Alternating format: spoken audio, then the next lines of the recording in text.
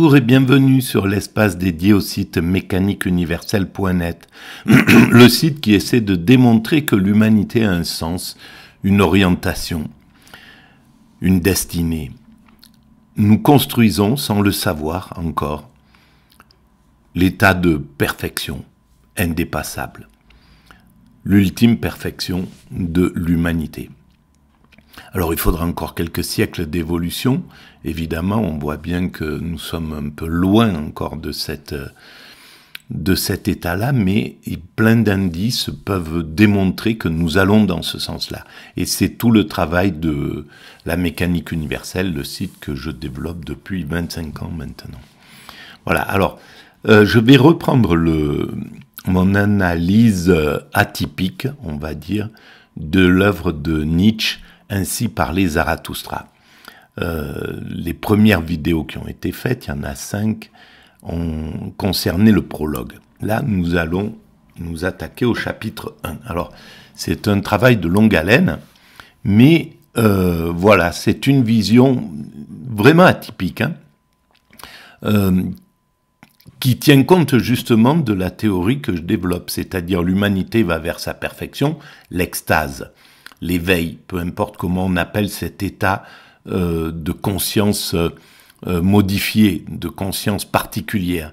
C'est pas l'état de conscience ordinaire dans lequel l'humanité baigne, par exemple, à l'instant présent, là, 99,99 de l'humanité est dans un état de conscience ordinaire.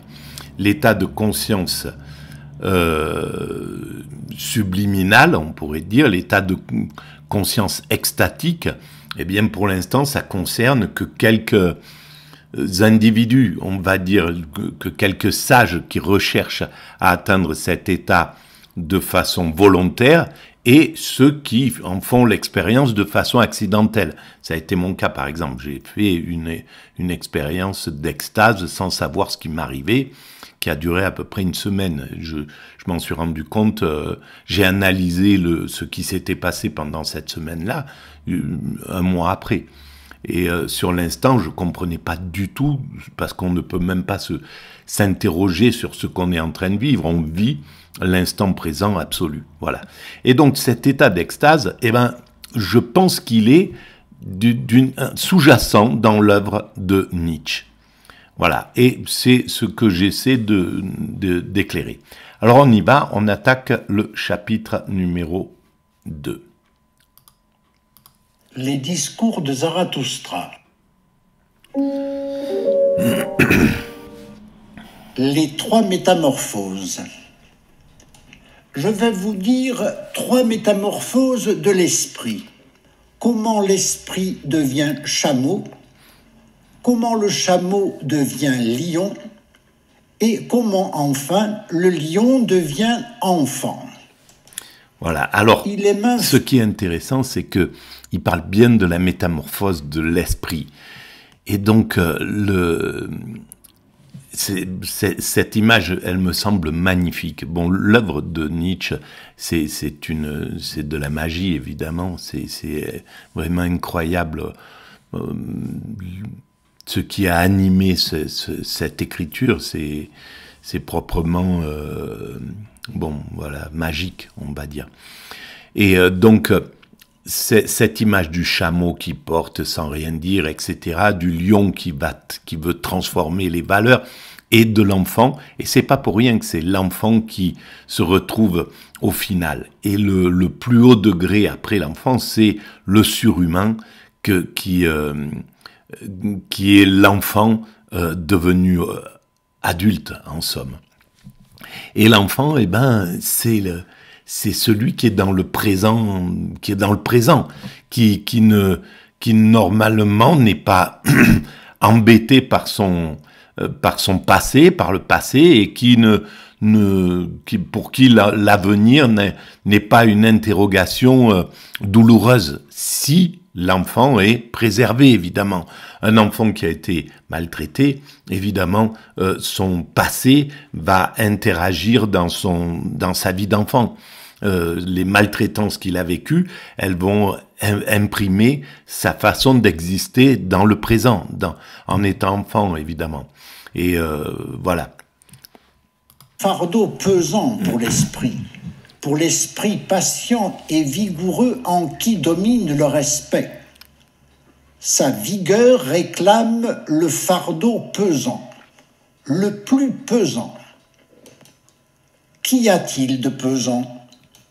Ainsi interroge l'esprit robuste.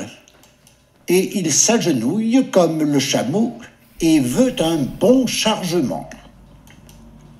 Qu'y a-t-il de plus pesant? Ainsi interroge l'esprit robuste. Dites-le, ô héros, afin que je le charge sur moi et que ma force se réjouisse. C'est l'origine de l'humanité, en somme. C'est ce fardeau, nos ancêtres, depuis qu'on s'est séparé des autres primates, dans la théorie de la mécanique universelle, je dis l'humanité, nous étions des primates naturels, nous sommes des hommes constructeurs, nous allons vers l'humain abouti. Les hommes constructeurs, ce sont les chameaux en réalité. Et à un certain moment, ça va devenir des lions. J'expliquerai un peu plus loin pourquoi j'entends ça. Mais ceux qui ont construit l'humanité, ceux qui ont fait de l'humanité ce que nous sommes, c'était la charge était lourde. Les premiers hommes qui ont construit, qui ont bâti le corps humain, tel que la position debout, la dextérité, la lutte contre les prédateurs, etc. L'organisation sociale, tout ça, c'était une charge lourde qui a été portée par l'humanité, qui a courbé le dos et qui a avancé comme ça avec les valeurs qui étaient transmises de génération en génération. C'est la première charge. N'est-ce pas cela, s'humilier pour faire souffrir son orgueil, faire luire sa folie pour tourner en dérision sa sagesse? Ou bien est-ce cela, déserter une cause au moment où elle célèbre sa victoire? Monter sur de hautes montagnes pour tenter le tentateur? Ou bien est-ce cela, se nourrir des glands et de l'herbe de la connaissance et souffrir la faim dans son âme pour l'amour de la vérité? Ou bien est-ce cela, être malade et renvoyer les consolateurs, se lier d'amitié avec des sourds qui n'entendent jamais ce que tu veux? Ou bien est-ce cela, descendre dans l'eau sale, si c'est l'eau de la vérité, et ne point repousser les grenouilles visqueuses et les purulents crapauds? Ou bien est-ce cela, aimer qui nous méprise, et tendre la main aux fantômes lorsqu'il veut nous effrayer? L'esprit robuste charge sur lui tous ses fardeaux pesants, tel le chameau qui, sitôt chargé, se hâte vers le désert. Ainsi, lui se hâte vers son désert. Mais au fond du désert le plus solitaire s'accomplit la seconde métamorphose. Ici, l'esprit devient lion. Alors, au fond du désert le plus solitaire, c'est-à-dire après avoir été dans l'ascèse, dans l'isolement, dans la réflexion, là, on prend l'état d'esprit devient autre. Le lion, on va voir ce qu'il en dit. Il veut conquérir la liberté et être maître de son propre désert. Il cherche ici son dernier maître. Il veut être l'ennemi de ce maître, comme il est l'ennemi de son dernier Dieu.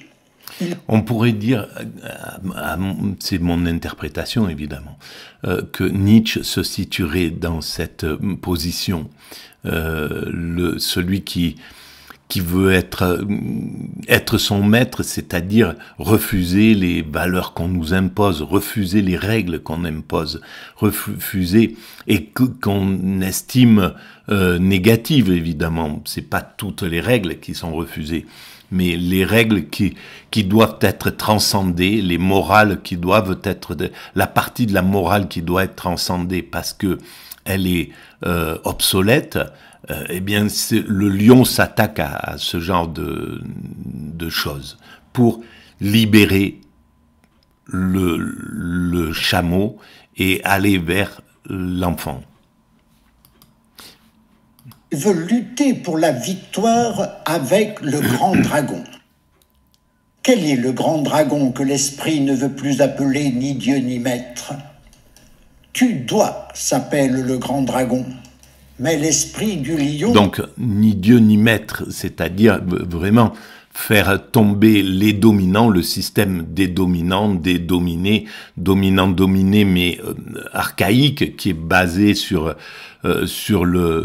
l'autorité, sur ce groupe de dominants qui pensent détenir toute la vérité. Et à l'époque, certainement, où Nietzsche écrit le Zarathustra en 1880 et quelques, cette autorité, elle est extrêmement pesante, celle de l'Église comme celle, donc, ni Dieu ni maître, celle de l'Église et celle du monde profane également. On dit « je veux ». Tu dois le guette au bord du chemin, étincelant d'or sous sa carapace aux 1000 écailles. Et sur chaque écaille brille en lettres dorées « je dois ». Des valeurs de 1000 années brillent sur ces écailles, et ainsi parle le plus puissant de tous les dragons. Tout ce qui est valeur brille sur moi. Tout ce qui est valeur a déjà été créé, et c'est moi qui représente toutes les valeurs créées. En vérité, il ne doit plus y avoir de « je veux ». Ça, c'est donc si c'est le dragon, c'est le dragon, c'est la force des valeurs stagnantes qui sont, bon, aujourd'hui, on est en l'an 2025, les valeurs de la société, elles sont celles qu'elles sont. Et le dragon, ça serait celui qui dirait, ces valeurs ne doivent pas changer. Et ceux qui vont vouloir changer ces valeurs, c'est-à-dire les déconstructivistes, en gros, et Nietzsche à mon sens, est un des déconstructivistes, qui va faire tomber les valeurs, qui va dire non, le monde, c'est pas à ce niveau-là, c'est autre chose. Mais est-ce que ce mouvement déconstructiviste, il est pas lointain, il remonte loin quand même, depuis que l'évolution évolue en somme. On est ceux qui ont fait tomber les premiers tabous pour amener la morale, passer du tabou à la morale, des interdits archaïque à la morale, c'est une façon de changer les règles, de proposer une évolution. Voilà. Et donc c'est ça qui a mis en évolution, c'est cette lutte qui a mis en évolution l'humanité. Mais cette lutte, elle est depuis la première troupe qui, de passer de la troupe à la tribu, c'était déjà des révolutionnaires en somme. C'était déjà, les lions étaient déjà présents en somme. Si parle le dragon. Mes frères, pourquoi est-il besoin du lion de l'esprit? La bête robuste qui s'abstient et qui est respectueuse ne suffit-elle pas? Créer des valeurs nouvelles, le lion même ne le peut pas encore. Mais se rendre libre pour la création nouvelle, c'est ce que peut la puissance du lion. Se faire libre, opposer une divine négation même au devoir, telle, mes frères, est la tâche où il est besoin du lion. Alors, à mon sens, là où Nietzsche a une vision, on va dire, c'est légitime, la vision de son moment. Donc, son moment, c'est celui qui serait, en somme, le porteur des nouvelles, de ceux qui peuvent créer les nouvelles valeurs. Mais ces nouvelles valeurs, elles ont toujours existé. Il y a toujours eu des nouvelles valeurs qui sont arrivées, en somme, dans l'humanité. Simplement là, elles sont peut-être plus révolutionnaires. Elles ont le désir de vraiment étouffer les valeurs anciennes. Mais aujourd'hui, le wokisme, c'est ça. Le wokisme veut faire tomber les valeurs sur lesquelles l'humanité, depuis un siècle, l'humanité occidentale s'affirme aux dépens d'autrui, en règle générale. Et donc, on est encore dans l'archaïsme des valeurs de colonialistes.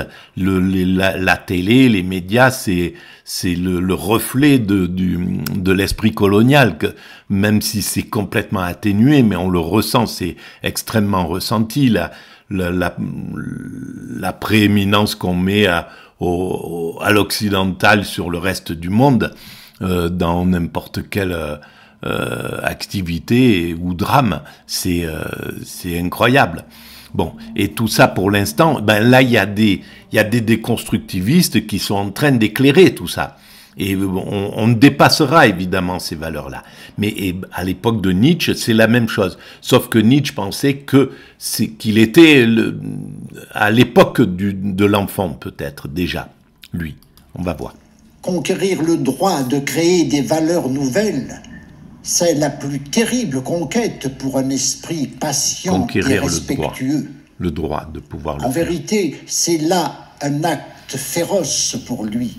Voilà, et conquérir le droit, c'est ce qu'ont fait ces hommes à l'époque, en s'attaquant à l'Église, en s'attaquant en martelant progressivement depuis les libertins, depuis avant, etc., en des coups de butoir jusqu'à ce que l'Église cède.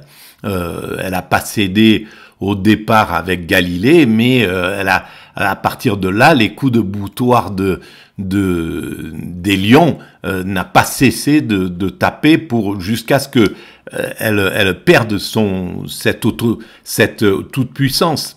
Et c'est ce qui a fait le 19e siècle, la liberté du 19e siècle, qu'on a vu rayonner à tous les niveaux dans la pensée, dans l'esprit, même si les dominants ont continué à abuser des peuples et peut-être davantage encore avec l'industrialisation. Et le fait d'une bête de proie. Il aimait jadis le tudois comme son bien le plus sacré. Maintenant, il lui faut trouver l'illusion et l'arbitraire, même dans ce bien le plus sacré, pour qu'il fasse, aux dépens de son amour, la conquête de la liberté. Il faut un lion pour un pareil rapt. Mais dites-moi, mes frères... Et là, c'est là, aux dépens de son amour. Je pense qu'il a compris là à quel point ce qu'il devait faire, lui, Marx, etc., d'autres, devaient s'attaquer justement à la possibilité de l'amour, de la fraternité, de la beauté que peut donner le spirituel, qu'apporte le spirituel. Il a fallu s'attaquer au spirituel et à sa façon d'apporter l'amour, et donc de devenir radical. Et c'est ce qui a fait que l'amour s'est transformé en esprit critique, en combat. C'est c'est l'amour qui a revêtu les habits de combat, en réalité. Le marxisme va dire la religion, c'est l'opium du peuple, mais en même temps va amener les idées qui sont des idées christiques, d'une certaine manière, qui sont similaires à cela. Nietzsche fait la même chose. Mais il faut s'attaquer à la partie, donc, la partie négative du religieux et jeter le bébé avec l'eau du bain. On ne peut pas faire autrement quand on est dans un moment critique. Et aujourd'hui, c'est exactement la même chose. Ceux qui vont critiquer, qui vont aller dans le wokisme pur et dur, c'est parce qu'ils ne peuvent pas, ils n'ont pas les moyens et les résistances sont trop fortes et donc elles empêchent un changement par l'amour, que ça soit la douceur qui fasse passer la conscience d'un niveau à un autre. c'est la violence qui peut le faire simplement. Et ça, c'est le niveau de conscience. Selon le niveau de conscience qui est atteint par l'humanité, eh bien, la violence prend le pas sur la conscience. Et là, c'est exactement le même modèle, on pourrait dire. Que peut faire l'enfant que le lion ne pouvait faire? Pourquoi faut-il que le lion ravisseur devienne enfant? L'enfant n'est innocence et oubli, un renouveau et un jeu, une roue qui roule sur elle-même, un premier mouvement, une sainte affirmation. Ça peut se faire. L'enfant, donc, ne peut venir que quand on peut réellement oublier les valeurs précédentes, les valeurs négatives. Et c'est pas le cas. Peut-être on commence à rentrer un petit peu dans cette possibilité-là, mais elles ont imprégné la société, elles ont imprégné l'esprit colonial, il a imprégné l'Occident de façon puissante, forte, et on ne peut pas faire abstraction de ça.